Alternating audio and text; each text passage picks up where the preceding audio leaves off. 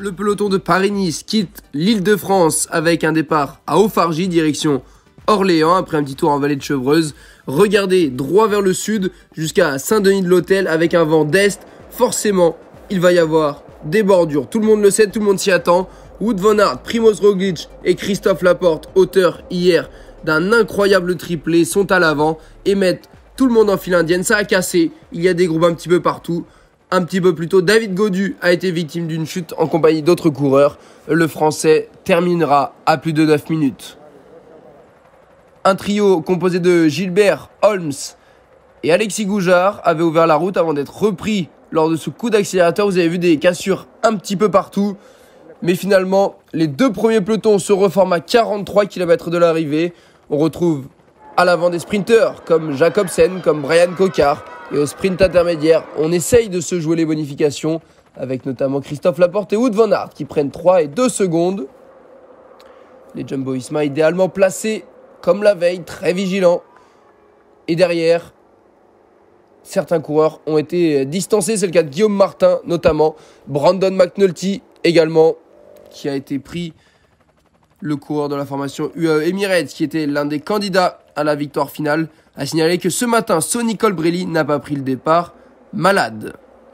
À 10 km de l'arrivée, le groupe de tête est composé d'une quarantaine d'unités pour se jouer la victoire.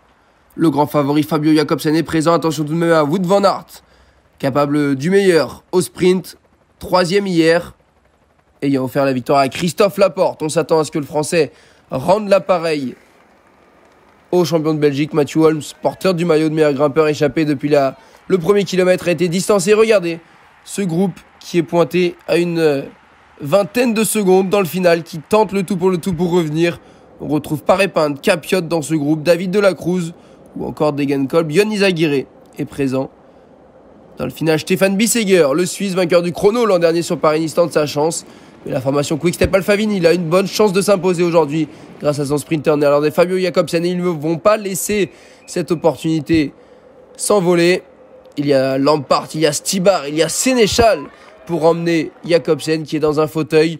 Christophe Laporte a pris la roue du néerlandais. Van Aert est bien placé. On retrouve Pedersen et Stuyven pour la formation Trek Segafredo. Luka Mesgeck représente Bike Exchange. Luca Mozzato pour la BNB Hotel, KTM. Le sprint est lancé dans le dernier kilomètre. Et regardez le gros travail de Christophe Laporte, le maillot jaune, qui va prendre les devants avec Wout van Aert dans la roue. Van Aert qui va pouvoir couper le virage à l'intérieur alors que Jakobsen va devoir se déporter pour contourner Christophe Laporte. Jakobsen ou Wout van Aert. La vitesse du néerlandais Fabio Jakobsen qui vient s'imposer et qui décroche déjà le 6e succès de sa saison 2022.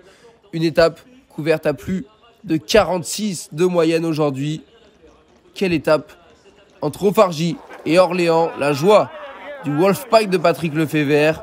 Jakobsen qui s'impose devant Van Aert et Laporte. Des bonifications pour les deux. Luka Mesgeck est 4e devant Pedersen, Stuyven et Mozzato, l'italien de la BNB Hotel.